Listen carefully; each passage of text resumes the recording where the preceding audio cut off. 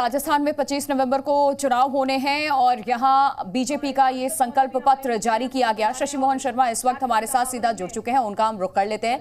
शशि मोहन, ये जो बीजेपी का संकल्प पत्र था बहुत ही बैलेंस्ड दिखा, हर वर्ग के लिए कुछ ना कुछ यहां पर बड़ी बातें कही गई हैं, वादा किया गया है राजस्थान की जनता से, यहां की आवाम से। इस संकल्प पत्र की तमाम बड़ी बातों के बीच में जिस पेपर लीक मामले को बीजेपी ने एक बार फिर से उठाया है, उसका कितना प्रभाव इस विधानसभा चुनाव में देखने को मिलेगा? देखिए, पेपर लीक की बात हो या बेरोजगारों का मुद्दा हो या महिलाओं के सम्मान की बात हो, इस चुनाव में बड़े मुद्दे हैं जी। लेकिन बीजेपी इन मुद्दों पर अपने तरीके से बात रखने की कोशिश कर रही है और कांग्रेस अपने तरीके से। बीजेपी एसआईटी बनाने की बात कर रही है, लेकिन कांग्रेस कह रही है कि उन्होंने एसओजी बनाई है, एसओजी को ये मामला दिया है और कानून बनाया है, आजीवन कारावास यानी उम्र कैद तक के सजा के प्रावधान किए हैं पेपर लीक करने वालों पर। और महिला डेस्क खोलने की, महिला थाने खोलने की बात जेपी नड्डा ने कही है, जिससे महिलाओं को जल्दी न्याय मिल सके, जल्दी मदद मिल सके अगर उनके प्रति कोई अपराध होता है तो।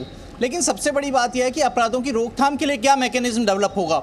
अपराध होने के बाद मदद पहुंचाई जाएगी या अपराध को रोकने का मैकेनिज्म डेवलप किया जाएगा। सरकारें समय समय पर महिलाओं के लिए वन स्टॉप सेंटर भी खोलती रही हैं। हालांकि जब जेपी नड्डा बात कर रहे थे तो वो रोजगार के अवसर सृजित करने की बात कर रहे थे, डॉक्टर्स और पैरामेडिकल स्टाफ की भर्ती की बात कर रहे थे।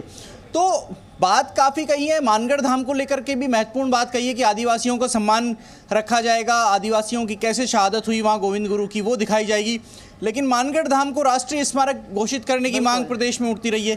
तो अभी इस मुद्दे पर भी बहस होती दिखाई देगी आपको कांग्रेस और बीजेपी में। हालांकि बीजेपी ने अर्जुन राम मेघवाल की अगुवाई में कमेटी बनाई थी घोषणा पत्र के लिए। उन्होंने अलग अलग वर्गों से बातचीत की है और कोशिश ये की है कि हर वर्ग को साधा जाए। घोषणा पत्र में बात हो चाहे नहीं हो, जेपी नड्डा ने कहा जो वादा किया वो तो काम किए ही उनकी सरकार ने, लेकिन जो बात नहीं कही गई वो भी काम किए जनता की सहूलियत के लिए। की कोशिश की गई है और हर व्यवसाय से जुड़े हुए नागरिकों को भी साधने की कोशिश की गई है इस संकल्प पत्र के जरिए। बहुत शुक्रिया आपका शशि मोहन तमाम जानकारी देने के लिए। तो बीजेपी के अध्यक्ष जेपी नड्डा की तरफ से ये राजस्थान के लिए बीजेपी का संकल्प पत्र जो जारी किया गया, उसकी तमाम बड़ी बातें क्या है या क्या उसमें राजस्थान की जनता के लिए है।